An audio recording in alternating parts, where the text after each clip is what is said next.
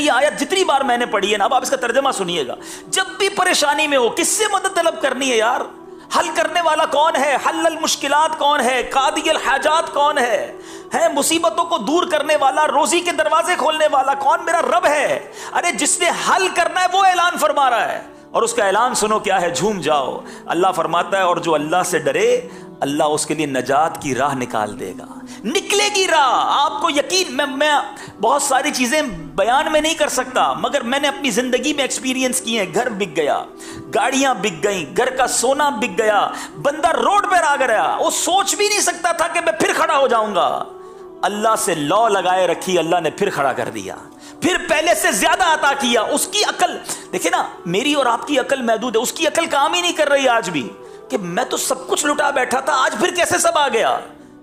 کیوں؟ اب اگلی آیت کا جز پڑھیے، اور اسے وہاں سے روزی دے گا جہاں اس کا گمان نہ ہو۔ آپ کی امیجنیشن نہیں ہوگی، اللہ ادھر سے دے گا، گمان بھی نہیں ہوگا۔ اور اللہ فرماتا ہے جو اللہ پر بھروسہ کرے تو وہ اسے کافی ہے۔ اللہ کافی ہے، بھروسہ کرو اس پر۔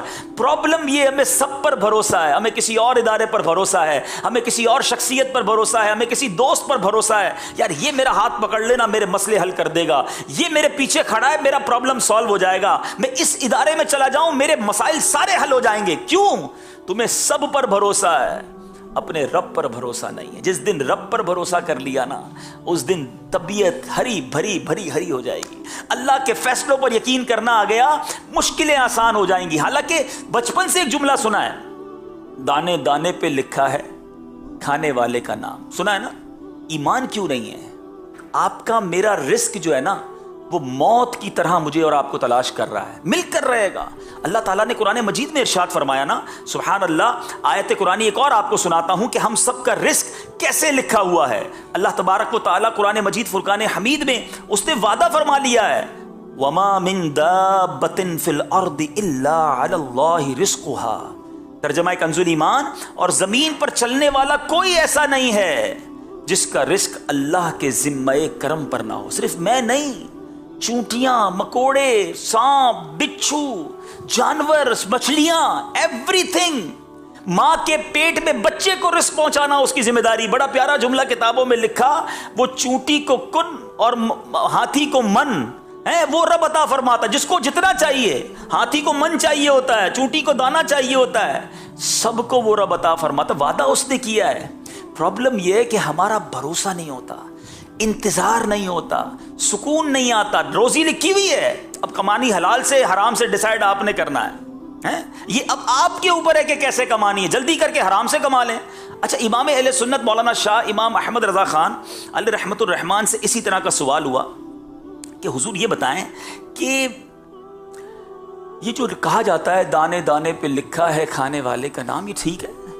کمال جواب دیا میرے امام نے۔ اعلیٰ حضرت فرماتے ہیں دانے دانے پہ نہیں، دانے کے ہر حصے پر۔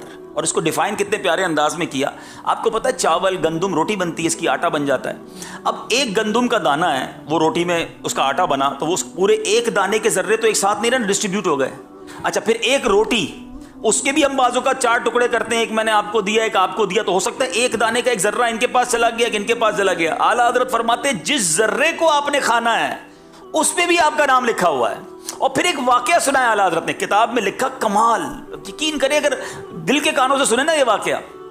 اعلیٰ حضرت لکھتے ہیں کہ ایک بنگالی تاجر تھا، بنگالی چاول زیادہ کھاتے ہیں، کہتے ہیں بنگالی تاجر تھا، تو اس نے ایک بار کھانا کھا رہا تھا، تو کھانا کھاتے ہوئے اسے زور کی چھینک آئی، تو ایک چاول کا دانہ اس کے سر میں جا کے پھنس گیا یہاں پر۔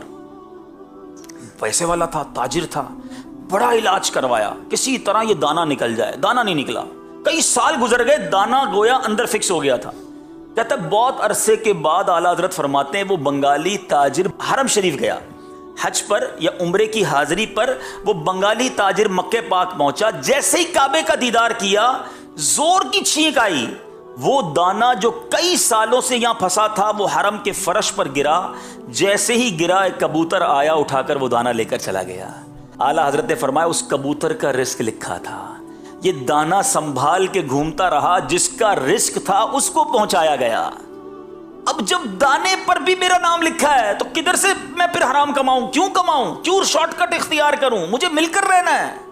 بس صرف یقین ہونا چاہیے. میں نے آپ کو قرآن کی آیت سنائی نا, یہ یاد کر لو. اللہ ایسی جگہ سے روزی دے گا جہاں سے تمہارا گمان بھی نہ ہوگا. اب ایک اور حدیث پاک سنیے, نبی پاک علیہ الصلوۃ والسلام فرماتے ہیں اگر تم اللہ پر بھروسہ کرو جیسے اس پر بھروسہ کرنے کا حق ہے. اللہ, یہ جملہ کتنا پیارا ہے. ڈیفینیشن, بھروسہ تو ہم سب کو ہے, ہم کہتے ہیں نہیں بھی اللہ پر بڑا بھروسہ ہے. حق کیا ہے, یقین کتنا ہے, بلیف کتنا ہے. بس یہ یاد رکھو, نبی پاک فرماتے ہیں اگر تم اللہ پر بھروسہ کرو جیسا بھروسہ کرنے کا حق ہے تو وہ تمہیں اس طرح رزق عطا فرمائے گا جیسے پرندے کو عطا فرماتا ہے. وہ صبح کے وقت خالی پیٹ نکلتا ہے اور شام کو سیر ہو کر لوٹتا ہے. یعنی پرندوں کو تو کبھی بھی ہم نے نہیں دیکھا کہ گھونسلوں میں کوئی کبٹ بنی ہوئی ہو. کبھی دیکھا اپنے بکرے کو کھانا کھلایا ہو اور کھانا اس نے دوپہر کا کھانے کے بعد ٹوکری کھینچ لی ہو کہ بھائی رات کے لیے سنبھالوں گا. بھائی رات کو کیا ملے گا, چارہ نہیں آیا تو یہ, اس کو نہیں ہوتی فکر کہ دوپہر کو جو ملا باقی جس نے دوپہر کو کھلایا وہی رات کو کھلائے گا. صبح گھونسلے سے نکلتے ہیں سارے پرندے, کروڑوں پرندے, پتہ نہیں ہوتا شام کیسے آئیں گے. اللہ سب کو رزق دیتا ہے, سب پیٹ بھر کر واپس آتے ہیں, مگر وہ کل کے لیے گھونسلے میں کہیں بچاتے نہیں. اللہ پر بھروسہ. تو خدارا ہمارے اندر, ہم تو اشرف المخلوقات ہیں, اتنی کمزور کیوں ہو جاتے ہیں؟ پرندے جانور ان سے تو زیادہ اسٹرانگ ہونا چاہیے نا ہم کو. ان کو رب پر بھروسہ ہے, مجھے کیوں نہیں ہے کہ وہ اللہ دے گا مجھے, وہی میری مشکل سے نکالے گا. بات یہ ہے کہ ہم دل سے اس کو نہیں پکارتے. اگر آپ کسی بھی پرابلم میں ہیں, اگر آپ کسی بھی مشکل میں ہیں, تنگ دستی میں ہیں, قرضے میں ہیں, بیماری میں ہیں, غلط کام کرنے کی بجائے رب عز و جل کو پکارو. وہ ساتھ ہو گیا نا تو ساری مشکلیں آسان ہو جائیں گی. میرے لیے پہاڑ ہے نا, مجھے فیل ہوتا ہے کہ یار یہ بہت بڑا پہاڑ ہے. آپ نے دیکھا ہوگا چونٹی کے سامنے سیب رکھ دیں, وہ اس کے لیے پہاڑ ہے. میرے سامنے بہت بڑا پہاڑ ہے, مگر جو خالق کے کائنات ہے اس کے لیے تو 18,000 کائنات ہیں نا. 18,000 کہا جاتا ہے جہان ہے اس دنیا میں, تو زمین تو ایک حصہ ہوا, اس کی کائنات کا تو کوئی کنارہ ہی نہیں. اس کے لیے میری مشکل, اس رب کی شان تو شان ہے. رب کے محبوب کے بارے میں اعلیٰ حضرت فرماتے ہیں نا, تنکا بھی ہمارے تو ہلائے نہیں ہلتا ہے. آقا تنکا بھی ہمارے تو ہلائے نہیں ہلتا, تم چاہو تو ہو جائے ابھی کوہ محن پھول. محن کہتے ہیں مصائب کو, پریشانیوں کو. یا رسول اللہ ہمارے لیے تو تنکا بھی ہٹانا مشکل ہے, آپ چاہیں تو یہ مصیبتوں کے پہاڑ بھی پھول بن جائیں. آپ کرم فرما دیں تو پھول جیسے معاملات ہو جائیں گے. تو پکارے نا ان کو جن کے لیے کوہ محن بھی پھول ہے. مگر ہم شارٹ کٹ, ہم بعض اوقات کہتے ہیں میں ٹھیک کر لوں, اور ہم ٹھیک کرتے کرتے غلط کر دیتے ہیں. ہم صحیح نہیں کرتے, ہم اپنی آخرت بھی برباد کر لیتے ہیں. ہم سمجھتے ہیں میرا یہ اسٹیپ مجھے اس مصیبت سے نکال دے گا. وہ شاید ہمیں دنیا کی مصیبت سے تو نکال دے مگر اخروی مصیبت میں ڈال دیتا ہے. وہ اللہ کی ناراضگی والے معاملات میں ہم پڑ جاتے ہیں. میں جانتا ہوں, یقین کریں میں جانتا ہوں, میری فیملی ممبر کی میں آپ کو بات کر رہا ہوں اس لیے کہ آپ کو اندازہ ہو جائے. کروڑ پتی ہیں, اتنا اللہ نے نوازا ہے, مگر میں اس گھر کے کرب کو جانتا ہوں کہ اس شخص کے بھری جوانی میں دونوں گردے فیل ہو گئے. میں اس کرب کو جانتا ہوں, میں اس کیفیت کو روز, میں بہت میرے قریبی ریلیشن ہے, اللہ نے بہت نوازا ہے, اگر گردے ہی نہیں ہیں, ہفتے میں 3 دن ڈائلیسس, بندے کی آدھی لائف تو ہاسپٹل میں گزر گئی نا. پیسہ بہت ہے, میں آپ سے پوچھتا ہوں میرے گردے سلامت ہیں, یہ بڑی نعمت ہے, یا میرے بینک بیلنس میں 10 کروڑ ہیں اور دونوں گردے فیل ہیں؟ اپنے آپ سے پوچھو. پرابلم یہ ہے ہم نے لائف کی لگژریز کو پیسوں سے تولا ہے, ہم نے سہولتوں کو سمجھا ہے کہ یہی زندگی کا سب کچھ ہے. ایسا نہیں ہے. سکون سب سے بڑی چیز ہے.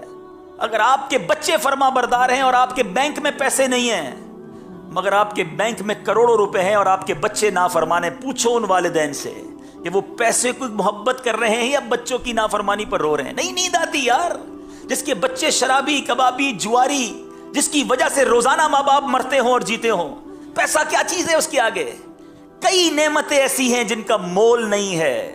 اور حرام کا راستہ اختیار کر کے یاد رکھنا, ایک بات ہمیشہ یاد رکھنا, مشکل تھا آپ کے لیے, مشکل تھا ان سب کے لیے, اور کمال کیا انہوں نے جنہوں نے حرام چھوڑ کر حلال اختیار کر لیا. مگر یاد رکھنا جس دن کوئی حرام میں پڑ گیا نا, پھر واپس آنا بہت مشکل ہوتا ہے. بڑا شاندار اسٹیپ زندگی میں ان لوگوں نے اٹھایا, میں سلام پیش کرتا ہوں انہیں. مجھے اندازہ ہے اس بات کا کہ جو حرام کما رہا تھا, بڑھ زیادہ کما رہا تھا, چانسز تھے, اس نے وہاں سے اپنے آپ کو نکالا ہمت کر کے اور حلال کی طرف آیا. میں جانتا ہوں بہت سارے ایسے لوگوں کو جانتا ہوں جو حرام کما رہے ہیں, نہیں نکل پا رہے, ایسا سود نے جکڑ لیا ہے، ایسا حرام نے جکڑ لیا ہے، ایسا قرضوں نے جکڑا ہوا ہے، ہمت ہی نہیں ہو پا رہی کہ یار یہ نکلوں کیسے، غلط کر رہا ہوں، حرام کر رہا ہوں، نہیں نکل پا رہے، کیونکہ وہ پنجے گاڑ لیتا ہے، شیطان کب چھوڑے گا؟ لیکن اس سے بڑا بدنصیب کون ہوگا کہ جو حلال کماتے کماتے حرام کے دریا میں جا کر گر گیا، پھر شاید زندگی میں موقع نہ ملے باہر نکلنے کا۔ کبھی ایسی غلطی مجھے اور آپ کو نہیں کرنی چاہیے، بلکہ اگر مجھ میں یا آپ میں یا مدنی چینل کے ناظرین میں کوئی ایسا ہے جو حرام روزی کما رہا ہے، خدا را میرے بھائی میں آپ کو مشورہ دیتا ہوں، ہمت کرو، خدا کے واسطے ہمت کرو، آ جاؤ حلال روزی کی طرف آؤ۔ حلال تھوڑا بھی بابرکت ہوتا ہے، حرام زیادہ بھی بربادی لاتا ہے۔ مجھے وہ جملہ نہیں بھولتا، ایک واقعہ کئی بار میں سنا بھی چکا ہوں، شاید آپ نے بھی سنا ہوگا۔ ایک بار ایک مبلغ دعوت اسلامی اٹلی میں گئے، بیان کیا حلال روزی پر۔ ایک صاحب ملے، بڑی نمناک آنکھیں تھیں، آنکھوں میں آنسو تھے، کہا اکیلے میں بات کرنی ہے۔ مبلغ نے کہا ٹھیک ہے آئیے بات کرتے ہیں۔ اس نے کہا کہ حضور میں آپ کی بیان سے ذہن تو بن گیا ہے کہ حرام نہیں کمانا، مگر مجبوری یہ ہے کہ میں اپنے اسٹور پہ شراب بیچتا ہوں۔ شراب بھی بکتی ہے، اور بھی آئٹمز ہیں، مگر شراب بھی بکتی ہے۔ مگر ہمارے ملک کا مسئلہ یہ ہے کہ اگر شراب نہ بیچے تو اسٹور چلتا ہی نہیں، اسٹور کے خرچے ہی پورے نہیں ہوں گے، بچوں کے لیے کیا کماؤں گا؟ میں چاہتا ہوں چھوڑ دوں حضور، بس میں نے ذہن بنا لیا ہے، آپ مشورہ دیں میں کیسے چھوڑوں؟ اگر میں نے چھوڑ دیا تو پیسے ہی پورے نہیں ہوں گے، کرایہ ہی نہیں نکلے گا گھر کا۔ یہ وہ لوگ مثالیں دیتے ہیں جو دنیا میں حرام کما رہے ہوتے ہیں نا بیچارے، وہ یہ سوچ رہے ہوتے ہیں۔ اس مبلغ نے ایک ہی جملہ کہا کہ ایک بات بتاؤ، روزی دینے والا کون ہے؟ اس نے کہا اللہ۔ کہ تم اللہ کی نافرمانی کر رہے ہو، اللہ روزی دے رہا ہے، کیا فرما برداری کرو گے وہ روزی بند کر دے گا؟ اب یقین کریں وہ نوجوان زاروں کتار رونے لگا، کہتا بس اب میں نے نیت کر لی ہے، کچھ بھی ہو جائے میں نے حرام نہیں کمانا۔ اب یقین کریں واللہ وہ مبلغ 1 سال بعد پھر گئے اٹلی مدنی کام کے لیے، اسی نوجوان سے پھر ملاقات ہوئی۔ وہ نوجوان کہتا ہے 1 سال ہو گیا ہے شراب بند کی، اللہ نے کاروبار میں اور برکت دے دی ہے۔ اللہ وہاں سے روزی دے گا جہاں تمہارا گمان بھی نہیں ہو۔ میرا گمان ہے نا شراب میں ختم کر دوں گا تو ختم ہو جائے گی روزی، نہیں یار، آپ اللہ کو ناراض کر رہے، روزی مل رہی ہے، آپ راضی کریں گے تو روزی بند ہو جائے گی۔ وہ غیب کے خزانوں سے دے گا، وہ تھوڑے میں قناعت دے دے گا، وہ تھوڑے میں برکت ڈال دے گا۔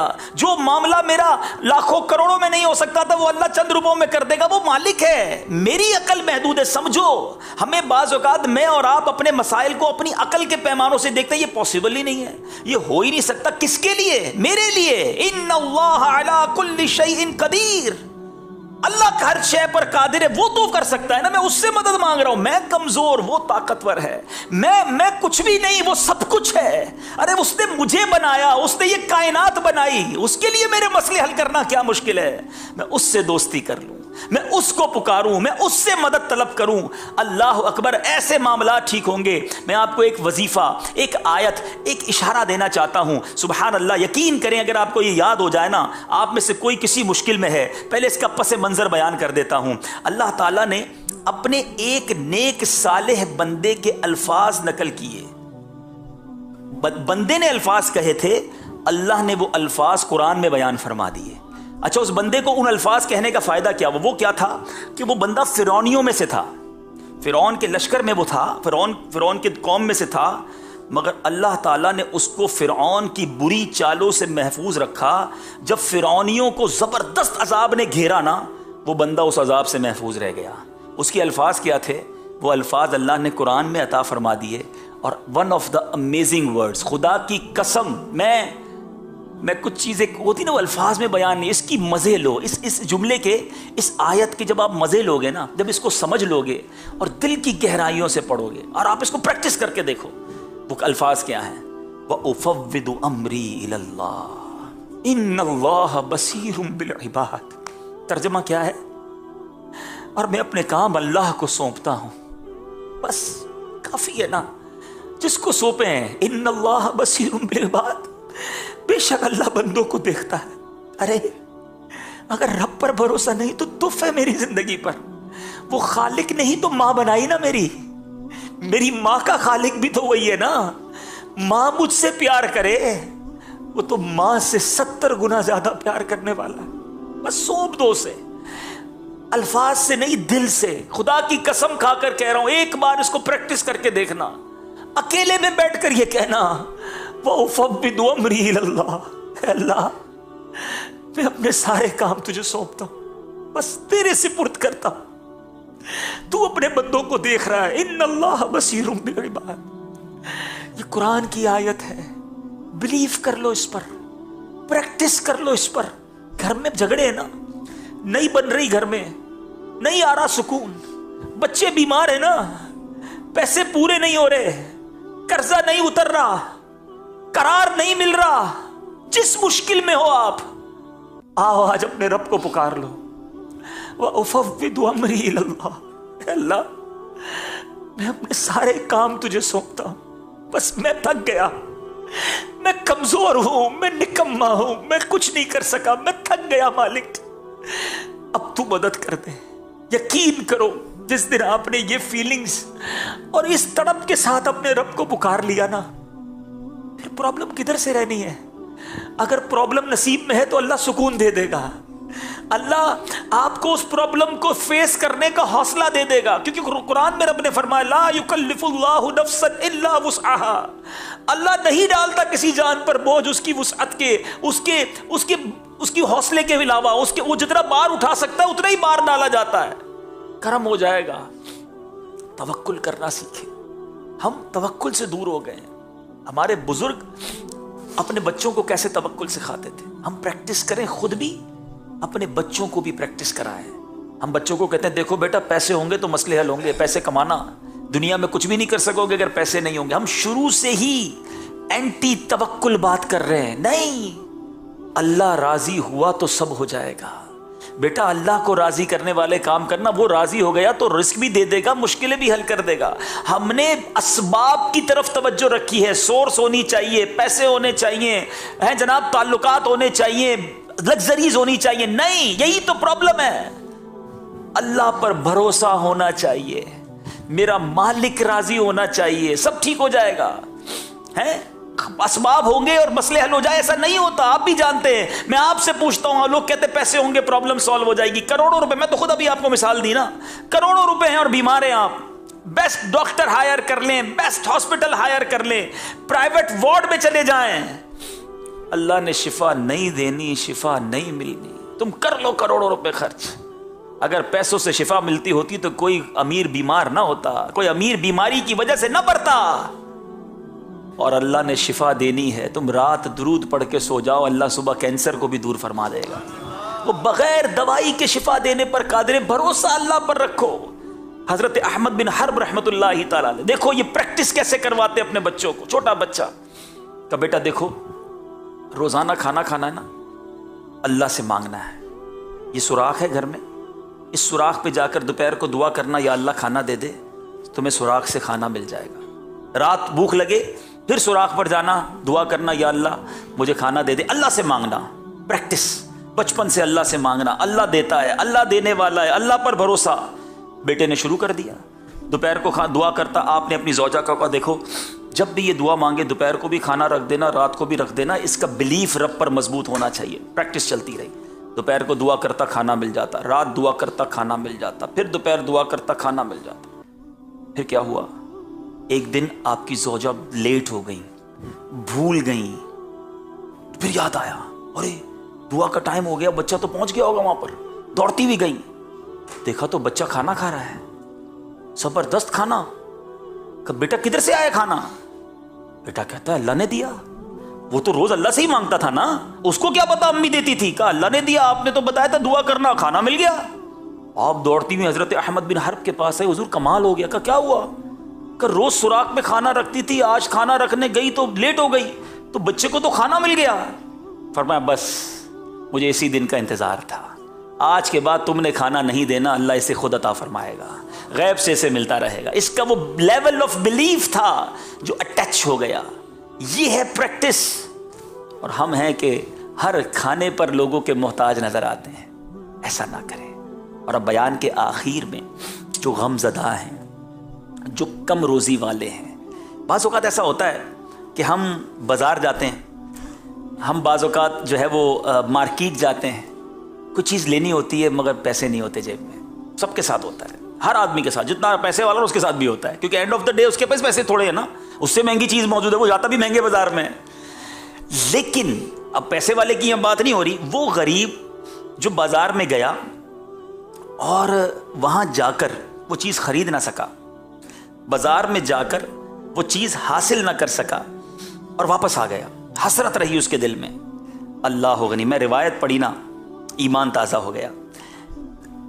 احیاء العلوم میں یہ روایت موجود ہے، حضرت سیدنا ضحاک رحمۃ اللہ تعالی علیہ فرماتے ہیں جو شخص بازار جائے اور کسی چیز کو دیکھ کر اسے خریدنے کی دل میں خواہش ہو لیکن ثواب کی امید پر وہ صبر کرے تو اس کے لیے یہ عمل راہ خدا عز و جل میں 1000 دینار صدقہ کرنے سے افضل ہے۔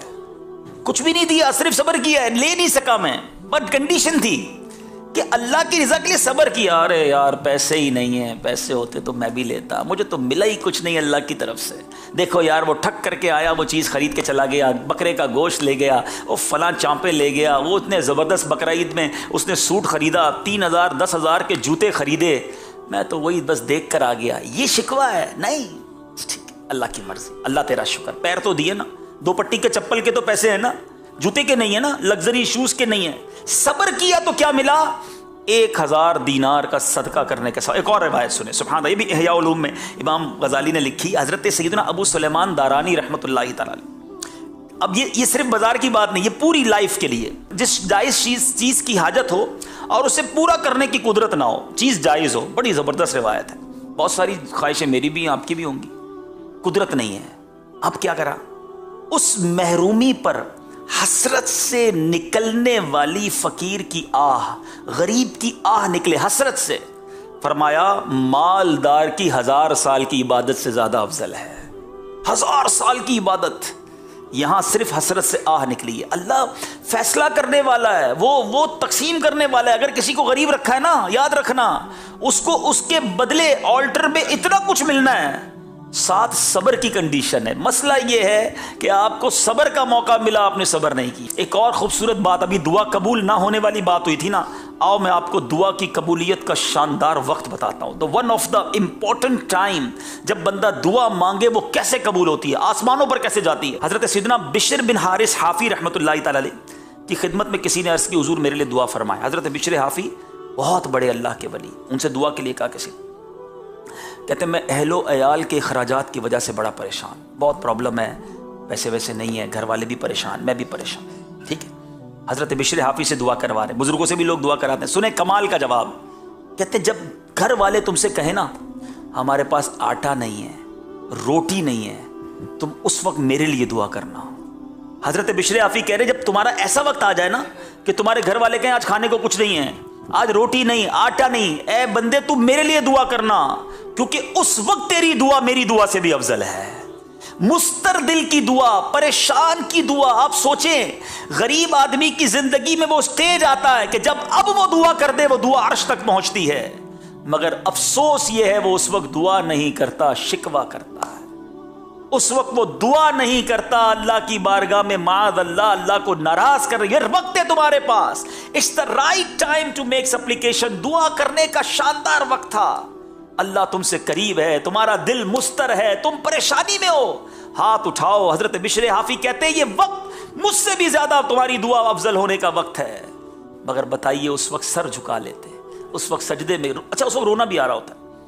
پرابلم پتہ ہے کہ ایک اور میں آپ کو مسئلہ بتاؤں، ہمیں بعض اوقات بڑا رونا آتا ہے، پریشان ہوتے ہیں، بچہ بیمار ہے دیکھ کر جی چاہ رہا ہے رونے کو، گھر میں کھانا نہیں ہے، پریشانیاں ہیں، بچوں کی خواہشیں پوری نہیں کر، رونے کا جی چاہ رہا ہے۔ ہم کیا کرتے ہیں؟ ہم شکوے کے ساتھ روتے ہیں، دیکھو کچھ بھی نہیں ہے، میں پریشان، مر جاؤں، خودکشی کروں، جاؤں کدھر۔ اس کا آسان حل یہ تھا، آنسو تو نکالنے ہیں نا، وضو کریں، صلاۃ الحاجت کی نیت پڑھیں اور سجدے میں جا کر رونا شروع کر دیں، جی بھی ہلکا ہو جائے گا۔ اور میں کس کے آگے رویا؟ جو حل کرنے والا ہے، جو دینے والا ہے، جو اس کے آگے کیوں نہ روؤں جہاں ہر آنسو کی قدر ہے۔ خوف خدا سے آنسو بہاؤں تو جہنم کی آگ بجھا دے، حسرت میں آنسو بہاؤں تو وہ حسرتیں دور فرما دے۔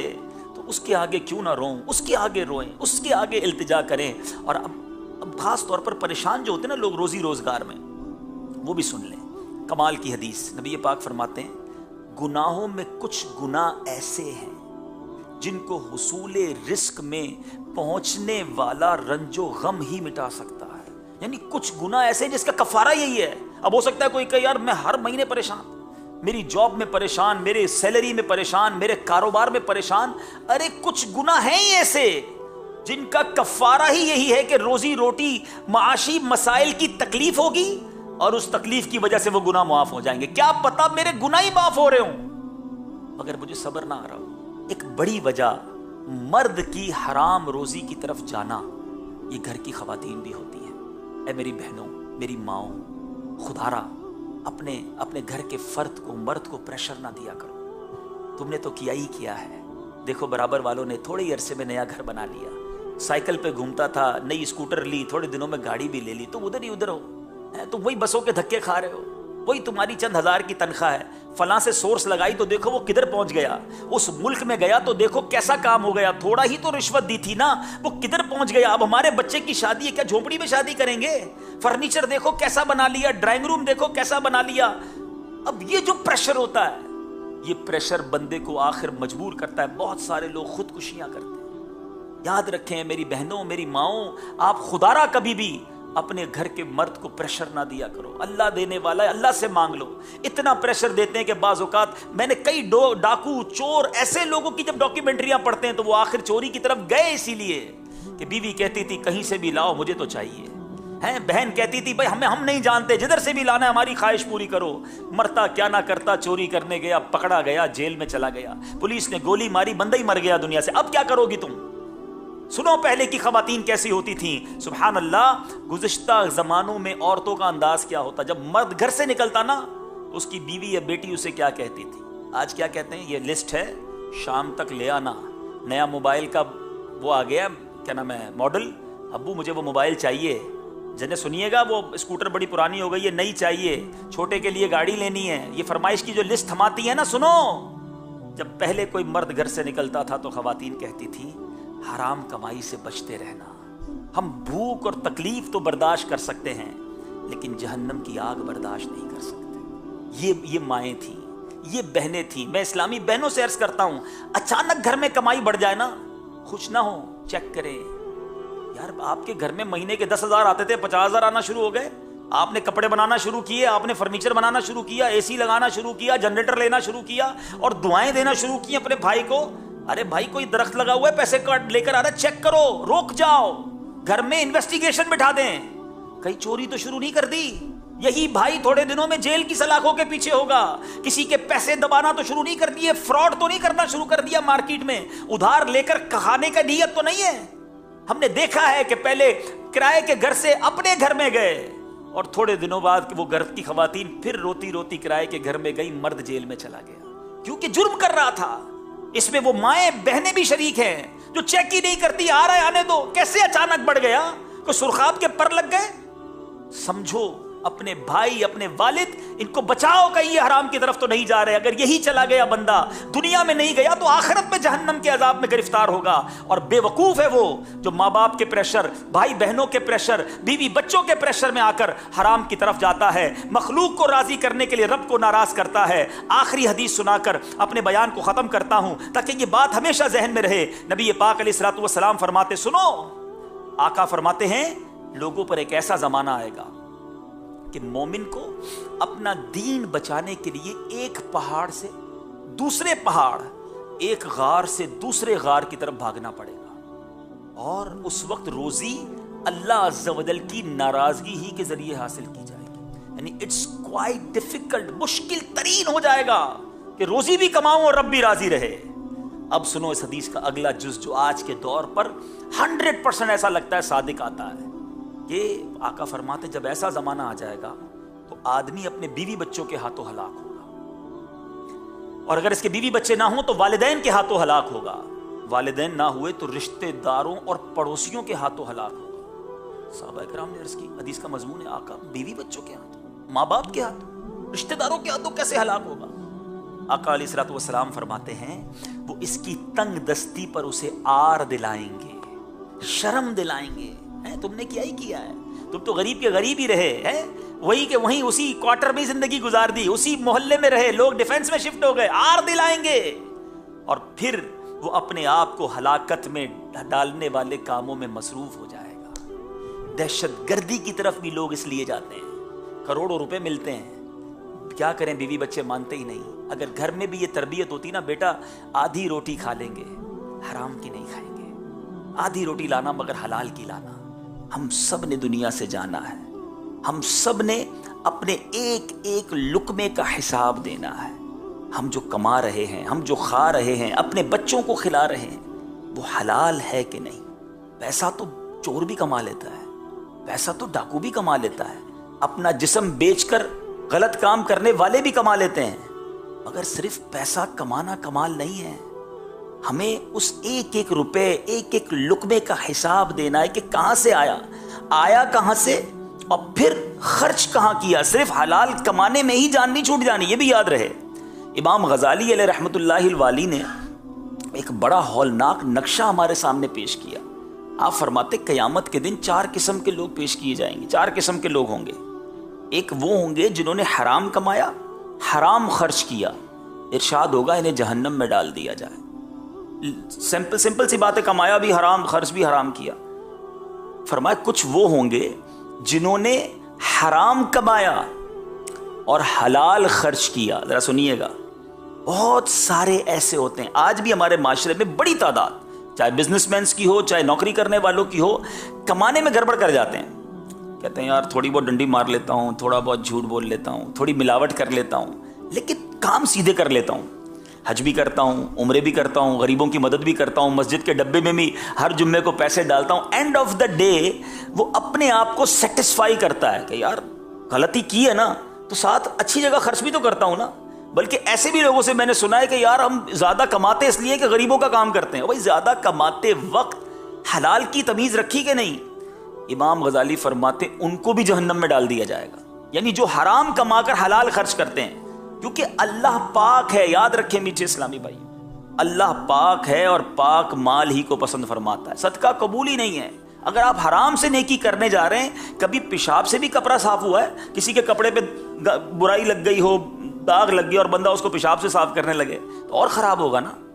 دنیاوی مثال کے طور پہ سمجھ لیں کہ آپ کسی بہت بڑی شخصیت سے ملنے گئے، کسی بادشاہ سے ملنے گئے، اور آپ نے اس کو ایک بڑا ریپ کے ساتھ، بڑا خوبصورت پیکنگ کے ساتھ ایک تحفہ پیش کیا۔ آپ چلے گئے، اس بادشاہ نے یا اس شخصیت نے جب وہ پیکٹ کھولا، بڑی خوبصورت پیکنگ تھی، مگر اس کے اندر جو بوٹل تھی اس میں شراب کی، اس میں پیشاب بھرا ہوا ہو، تو اب وہ جو بادشاہ ہے وہ آپ کی پیکنگ سے خوش ہوگا یا جو آپ نے بوٹل میں جو بھر کے دیا ہے اس پر غضبناک ہوگا؟ آپ خود سوچئے، آپ اللہ کی بارگاہ میں کیا بھیجنا چاہ رہے ہیں حرام کما کر؟ حرام مال۔ تیسرا شخص امام غزالی فرماتے ہیں جس نے حلال کمایا، یہ بڑا ٹپیکل معاملہ ہے، حلال کمانا اس دور کا سب سے مشکل کام سمجھا جا سکتا ہے، لیکن اس کے بعد کا مرحلہ بھی ہے، حلال کمایا اور حلال خرچ نہ کر سکا، حرام خرچ کیا۔ بہت سارے لوگ ہیں جو بڑی مشکل سے حلال کماتے ہیں اور اس کے بعد حرام کاموں میں خرچ کرتے ہیں، فنکشنز کر رہے ہیں، گانے باجے کر رہے ہیں، بے حیائی کے کام کر رہے ہیں، بعض اوقات کہتے ہیں بچوں کے لیے کرنا پڑتا ہے۔ کمایا بڑی مشکل سے تم نے ایک ایک روپیہ حلال، اب اسے خرچ حرام میں کر رہے ہو۔ فرمایا اس کے بارے میں بھی حکم دیا جائے گا جہنم میں ڈال دیا جائے۔ اب بچے گا کون؟ حلال کما کر حلال جگہ پر خرچ کرنے والا۔ اس کے بعد اس سے حساب ہوگا کہ مال کا حق ادا کیا کہ نہیں کیا، زکوٰۃ ادا کی کہ نہیں کی۔ یعنی آپ ذرا سوچئے، یہ مرحلہ اتنا آسان نہیں ہے، اتنا ایزی نہیں ہے۔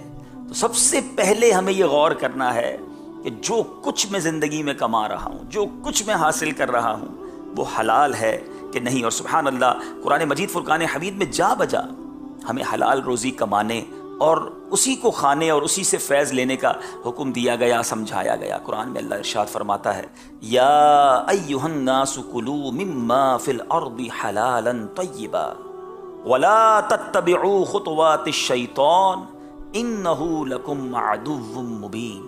اے لوگو، جو کچھ زمین میں حلال پاکیزہ ہے اس میں سے کھاؤ اور شیطان کے راستوں پر نہ چلو، بے شک وہ تمہارا کھلا دشمن ہے۔ اچھا، حلال روزی کہتے کس کو ہیں؟ ذرا آج یہ ڈیفینیشن بھی سمجھ لیں، حلال اور طیب رزق سے کیا مراد ہے۔